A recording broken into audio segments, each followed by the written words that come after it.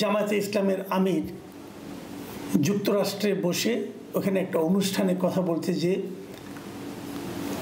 জামাতের কারণে কারো কোনো মনে দুঃখ পেয়ে থাকলে ওনারা নিঃশর্তভাবে ক্ষমা চেয়েছেন এবং এটা নিয়ে বেশ নিউজ হয়েছে। কেউ প্রশংসা করেছেন, কেউ সমালোচনা করেছেন এবং প্রশংসা করলেও কারণগুলো ব্যাখ্যা করেছেন। আমি নিজেও প্রশংসা এবং সমালোচনা দুটোই করেছি, কেন করেছি সেটাও ব্যাখ্যা করেছি। এগুলো নিয়ে আলোচনা হয়েছে, মানে ওনার কথাটা আলোচনার জন্ম দিয়েছে। এখন আজ আমরা আরও একটা কথা ওনার শুনলাম, যেটা নিয়ে আমার ধারণা আরও বেশ আলোচনা হবে। এখন এখানে দুটো পয়েন্ট। একটা পয়েন্ট হলো উনি কেন এই কথাটা বলেছেন, এই কথার অর্থ কী হতে পারে, এবং দ্বিতীয় একটা পয়েন্ট হলো এই কথার পেছনে কোনো রাজনীতি আছে কি না। আমি এইগুলো নিয়ে আমার মতো করে একটু আলোচনা করতে চাইব। প্রথমত উনি কী বলেছেন, যে হেডলাইনগুলো আমি দেখছি বিভিন্ন পত্রিকার, যেটা একদম ছোট্ট করে যদি আমি হেডলাইন বলি, সেটা হলো যে ক্ষমতায় গেলে, জামাত যদি ক্ষমতায় যায় তাহলে তারা মায়েদের কর্মঘণ্টা কমিয়ে 5 ঘন্টা করার ঘোষণা দিয়েছেন। মাথায় রাখবেন, মায়েদের কথা বলা হয়েছে, কিন্তু তার মানে এই জিনিসটা কিন্তু ক্লিয়ার না, অস্পষ্টতা রয়ে গেছে একটা। মানে যে সমস্ত নারী কর্মচারী, মানে কর্মকর্তা, সরকারি কর্মচারী যারা আছেন অথবা বেসরকারি কর্মচারী যারা আছেন, সেই যে নারীদের সন্তান আছে, এটা কি তাদের জন্য প্রযোজ্য নাকি নারী মাত্রেই প্রযোজ্য হবে, এটা কিন্তু ক্লিয়ার না। আবার যখন সন্তান জন্ম দেবেন তারা, তারপরে কি একটা সার্টেন টাইম পর্যন্ত প্রযোজ্য, নাকি যতদিন ওরা সন্তান জীবিত থাকবে সন্তানের সেবা ওনারা করবেন, যতদিন পর্যন্ত ওই সন্তান প্রাপ্তবয়স্ক না হবে ততদিন পর্যন্ত এই নিয়মটা প্রযোজ্য হবে, সেটাও কিন্তু এখানে ক্লিয়ার না।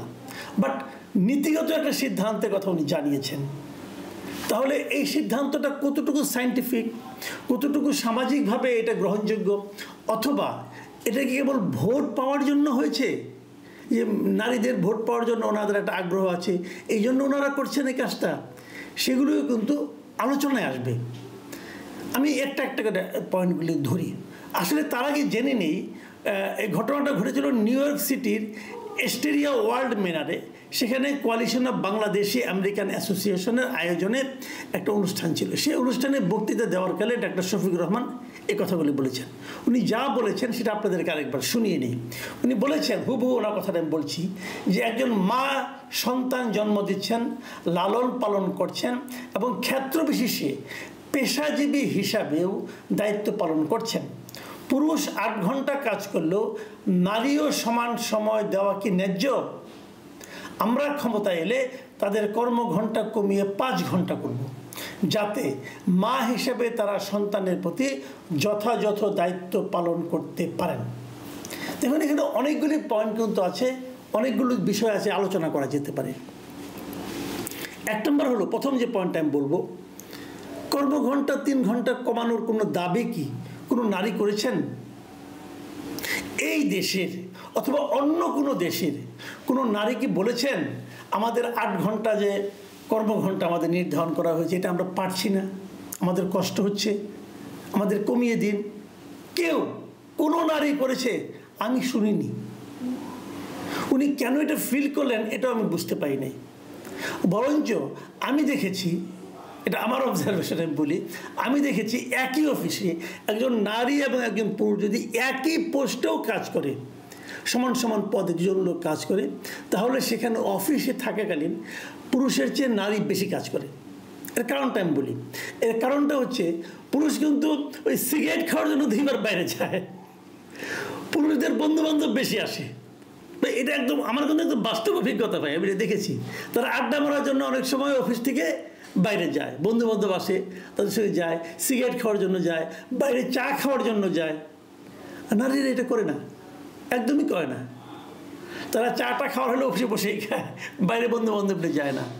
নারীরা যতক্ষণ কাজ করে কাজই করে। সেই হিসাবে নারীরা কখনো বলেছে যে আমার কাজের ঘন্টা কমিয়ে দিন? না। আমি এমনও দেখেছি যে অফিসে আসার ক্ষেত্রে পাংচুয়ালিটি নারীদের বেশি। সে বাসার কাজকর্ম ঠিকঠাক মতো করার পরেও ঠিক সময় অফিসে ঢুকে। আর পুরুষদের আসার পর নানা রকম অজুহাত শুনতে হয়, আজকে জ্যাম ছিল, আজকে অমুক ছিল, আজকে বাইকের তেল ছিল না, বাইক নষ্ট হয়ে গেছিলো, অনেক কাহিনী কিন্তু শুনতে হয়। আমি কিন্তু পুরুষ বিদ্বেষী না, আমি সেটা বলিনি, কিন্তু আমি আমার অবজারভেশনগুলি বলছি। কাজেই আমার মনে হয় না কোনো নারী ওনাকে বলেছেন যে আমার জন্য কর্মঘণ্টা কমিয়ে দেওয়া হোক। তারপর উনি কমিয়ে দিতে চাচ্ছেন কেন? দেখুন, এতে লাভ কী হবে? আমার তো মনে হয় নারীর জন্য ক্ষতি হবে। ক্ষতি হবে এই কারণে, যারা এমপ্লয়ার মানে যারা নাকি চাকরি দাতা, তারা চিন্তা করবেন আমি একটা নারীকে নিলে সে 5 ঘন্টা কাজ করবে, আর একটা পুরুষকে নিলে সে 8 ঘন্টা কাজ করবে। সে নারীদেরকে নিতে চাইবে না। এখনই আমি জানি, এখন আমি অনেক এমপ্লয়ারকে দেখেছি যারা বলেন যে নারীদেরকে নিলে পরে যদি বাচ্চা কাচ্চা যখন হবে তাদেরকে 6 মাস ছুটি দিতে হবে, এটা তার জন্য একটা লস। 6 মাস তাকে বসায় বসায় বেতন দেওয়া, সে দিতে চায় না। আমি অনেক এরকম মালিক দেখেছি, বিশেষ করে বেসরকারি যারা নাকি চাকরিদাতা আছেন তাদের মধ্যে এই ধরনের প্রবণতা কিন্তু আছে। কাজে যদি এখানে তার কর্মঘণ্টাও 3 ঘন্টা কম হয়, তাহলে তার চাকরির সুযোগটা কমে যাবে। এটা একদম আপনারা জানেন কিনা আমি জানি না, একটা ঘটনা বলি। এই দেশে আরেকটা চাকরির পদ্ধতি আছে, এটাকে বলা হয় আউটসোর্সিং চাকরি পদ্ধতি। আউটসোর্সিংয়ে অনেক লোক, প্রায় কয়েক লক্ষ লোক বাংলাদেশে চাকরি করে। যেমন ধরেন এই বিভিন্ন হাসপাতালের এই যে ক্লিনার আছে, আয়া আছে, এগুলো কিন্তু আউটসোর্সিং পদ্ধতিতে হয়।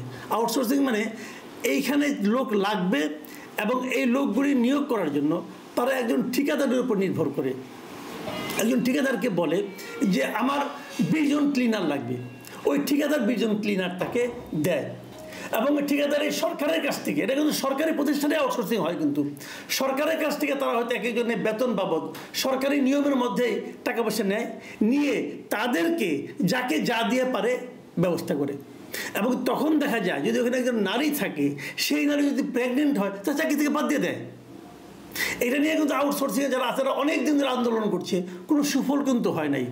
শ্রম বিষয়ক একটা কমিশন সরকার করেছিল, সেই কমিশনে আউটসোর্সিং পদ্ধতিটাই এগুলিকে বিলোপ করতে বলা হয়েছে। মানা হবে কিনা জানি না, কিন্তু এটা এখনও বহাল তবিয়তে আছে। তো ওইখানে দেখেন এই সরকারের একটা নিয়ম যে প্রসূতি মায়েদের জন্য ছুটি থাকতে হবে, সেই ছুটি কিন্তু আউটসোর্সিংয়ের ওরা দেয় না, ওই ঠিকাদাররা দেয় না। আর যখন বেসরকারি একটা মালিকানা থাকে, বেসরকারি একটা প্রতিষ্ঠান যখন নারীকে নিয়োগ করবে তখন তো তারা দিতেও চায় না, এবং এটা হলে আরও হবে না। আপনি নারীদের বরং ওনার এটার মাধ্যমে, এটা আপাততভাবে শুনতে মনে হচ্ছে নারীদের পক্ষে যাচ্ছে, কিন্তু এটা আসলে নারীদের বিপক্ষে যাবে। আরেকটা জিনিস উনি বলেছেন যে 5 ঘন্টা করবেন যাতে মা হিসেবে তারা সন্তানের প্রতি যথাযথ দায়িত্ব পালন করতে পারেন। এখানে একটা ফাঁকি আছে এবং একটা হুমকি, একটা আমি মনে করি একটা অবিচারও আছে। অবিচারটা কথা সেটা আমি বলি।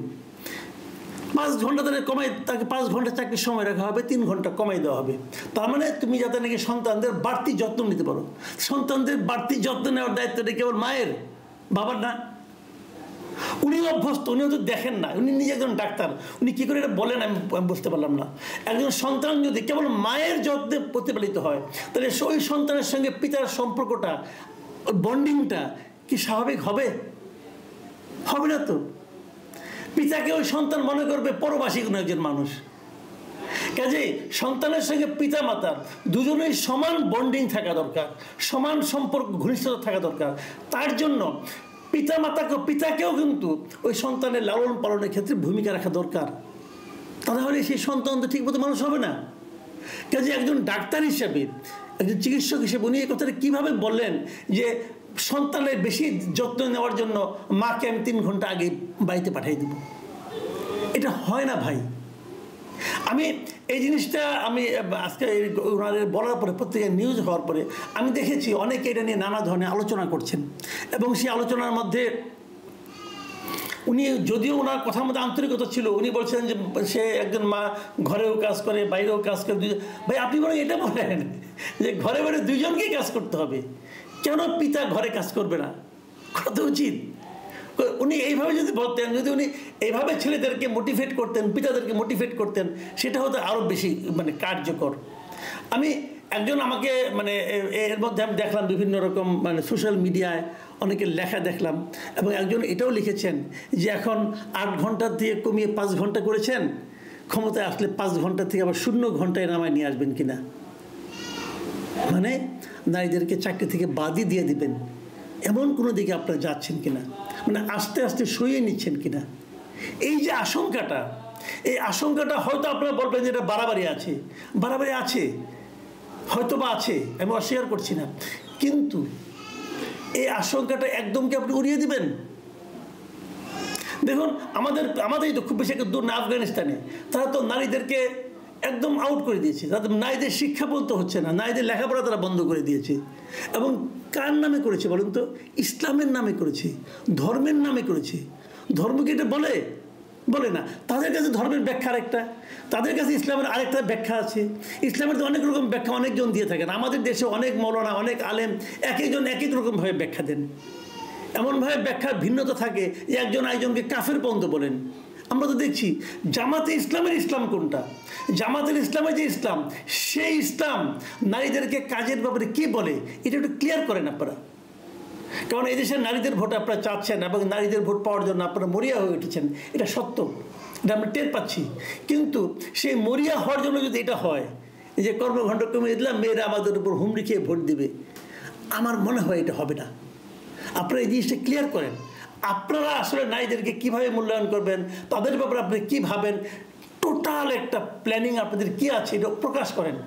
মানুষ বুঝতে পারবে। এই যে ক্ষুদ্র ক্ষুদ্রভাবে যখন বলবেন 5 ঘন্টা করে দেবো, ওটা করে দেবো, ওটা করে দেবো, শুনতে ভালো শোনা যায়, কিন্তু এটার পেছনে তাদেরই যে ব্যাখ্যা, মানে নারীদের যে ব্যাখ্যা, সেই ব্যাখ্যাটা কিন্তু আপনাদের জন্য অনেক সময়, আমার ধারণা এই সময়ে বুমেরাং হয়েও যেতে পারে।